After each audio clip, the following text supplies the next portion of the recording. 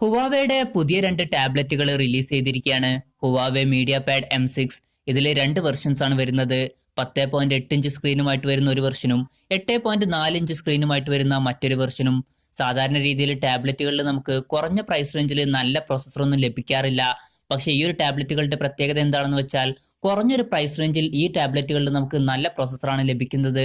അപ്പോൾ ഇന്ന് നമ്മൾ നോക്കാൻ പോകുന്നത് ഹുവാവെ മീഡിയപാഡ് M6 എന്ന ടാബ്ലറ്റിന്റെ വിശേഷങ്ങളാണ്. അതിനു മുമ്പ് ഇതുപോലുള്ള വീഡിയോസ് ഇനിയും കാണാൻ താല്പര്യമുണ്ടെന്നുണ്ടെങ്കിൽ ഈ ഒരു ചാനൽ സബ്സ്ക്രൈബ് ചെയ്യാവുന്നതാണ്. പിന്നെ അടുത്തൊരുന്ന ഒരു ബെല്ലൈക്കണും കൂടി എനേബിൾ ചെയ്തു വെച്ചാൽ ഞാൻ വീഡിയോസ് അപ്ലോഡ് ചെയ്യുമ്പോൾ തന്നെ നിങ്ങൾക്ക് അതിന്റെ നോട്ടിഫിക്കേഷൻ ലഭിക്കുന്നതായിരിക്കും. ഹുവാവെ മീഡിയപാഡ് M6 10.8ഉം അതുപോലെ ഹുവാവെ മീഡിയപാഡ് M6 8.4ഉം തമ്മിലുള്ള മെയിൻ വ്യത്യാസം എന്ന് പറയുന്നത് അതിന്റെ സ്ക്രീൻ സൈസിലാണ്. രണ്ടാമത്തെ ഒരു വ്യത്യാസം വരുന്നത് അതിന്റെ ബാറ്ററി സൈസിലും. ബാക്കിയുള്ള സ്പെസിഫിക്കേഷനൊക്കെ ഏകദേശം സെയിം ആയിട്ടാണ് വരുന്നത്. ഹുവാവെ മീഡിയപാഡ് M6 10.8ന്റെ ഡിസ്പ്ലേ വരുന്നത് 10.8 ഇഞ്ചിന്റെ സ്ക്രീനുമായിട്ടാണ്. പിന്നെ ഹുവാവെ മീഡിയപാഡ് M6 8.4ന്റെ ഡിസ്പ്ലേ വരുന്നത് 8.4 ഇഞ്ചിന്റെ സ്ക്രീനുമായിട്ടാണ്. രണ്ടിലും നമുക്ക് 1600x2560 എന്നുള്ള റെസൊല്യൂഷനാണ് ലഭിക്കുന്നത്. അത്യാവശ്യം നല്ലൊരു റെസൊല്യൂഷനാണ് ഈ ടാബുകളിൽ നമുക്ക് ലഭിക്കുന്നത്. അതുകൊണ്ട് തന്നെ അത്യാവശ്യം തരക്കേടില്ലാത്തൊരു ഡിസ്പ്ലേ ക്വാളിറ്റി ഈ ടാബുകളിൽ നമുക്ക് ലഭിക്കും. ഈ ടാബുകളുടെ എടുത്തു പറയേണ്ട ഫീച്ചർ എന്ന് പറയുന്നത് ഇതിന്റെ പ്രോസസ്സറാണ്. കിരിൻ 918 എന്നുള്ള പ്രോസസ്സറുമായിട്ടാണ് 2 ടാബുകളും വരുന്നത്. കിരിൻ 918 എന്നുള്ളത് ഫ്ലാഗ്ഷിപ്പ് പ്രോസസ്സറാണ്. അതുകൊണ്ട് തന്നെ ബെസ്റ്റ് ആയിട്ടുള്ള ഒരു പെർഫോമൻസ് ആയിരിക്കും ഈ ടാബുകളിൽ നമുക്ക് ലഭിക്കുക.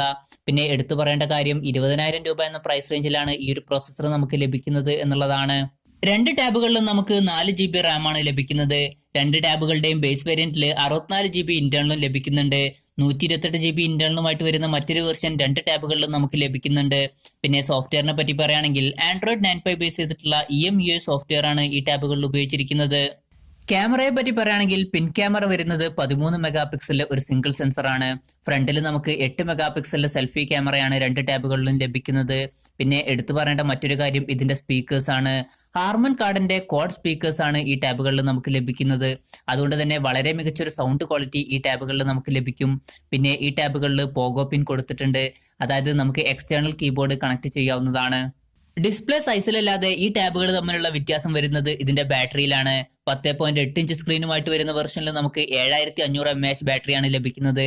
8.4 ഇഞ്ചുമായിട്ട് വരുന്ന വെർഷനിൽ നമുക്ക് 6100 mAh ബാറ്ററിയാണ് ലഭിക്കുന്നത്. രണ്ടിലും നമുക്ക് ടൈപ്പ് സി ചാർജിംഗ് പോർട്ടാണ് ലഭിക്കുന്നത്. ഈ ടാബുകൾ ഇപ്പൊ ഇന്ത്യയിൽ റിലീസ് ആയിട്ടില്ല. ഇപ്പൊ ചൈനയിലാണ് റിലീസ് ആയിട്ടുള്ളത്. എന്നാൽ കുറച്ച് ദിവസങ്ങൾക്ക് മുമ്പ് ഇന്ത്യയിൽ ഹുവാവയുടെ 2 ടാബുകൾ റിലീസ് ചെയ്തിരുന്നു. അതുകൊണ്ട് തന്നെ കൂടുതൽ ടാബുകൾ ഇന്ത്യയിൽ റിലീസ് ചെയ്യാൻ സാധ്യതയുണ്ട്. അതുകൊണ്ട് തന്നെ ഈ ഒരു ടാബും ഇന്ത്യയിൽ എത്തുമെന്ന് നമുക്ക് പ്രതീക്ഷിക്കാം. പിന്നെ ഈ ടാബുകളുടെ വിലയെ പറ്റി പറയുകയാണെങ്കിൽ 8.4 ഇഞ്ച് സ്ക്രീൻ സൈസുമായിട്ട് വരുന്ന ടാബിന്റെ വൈഫൈ മാത്രം കണക്ട് ചെയ്യാൻ പറ്റിയിട്ടുള്ള വെർഷന്റെ വില വരുന്നത് ഏകദേശം 20,100 രൂപയും വൈഫൈയും സിമ്മും സപ്പോർട്ട് ചെയ്യുന്ന വെർഷന്റെ വില വരുന്നത് ഏകദേശം 24,000 രൂപയുമാണ്. പിന്നെ 10.8 ഇഞ്ച് സ്ക്രീൻ സൈസുമായിട്ട് വരുന്ന ടാബിന്റെ വൈഫൈ മാത്രം കണക്ട് ചെയ്യാൻ പറ്റിയിട്ടുള്ള വെർഷന്റെ വില വരുന്നത് ഏകദേശം 23,000 രൂപയും അതുപോലെ വൈഫൈയും സിമ്മും സപ്പോർട്ട് ചെയ്യുന്ന വെർഷന്റെ വില വരുന്നത് ഏകദേശം 27,000 രൂപയുമാണ്. ഈ ഒരു പ്രൈസ് റേഞ്ചിൽ വളരെ മികച്ച ഫീച്ചേഴ്സുമായിട്ടാണ് ഈ 2 ടാബ്ലറ്റുകളും വരുന്നത്.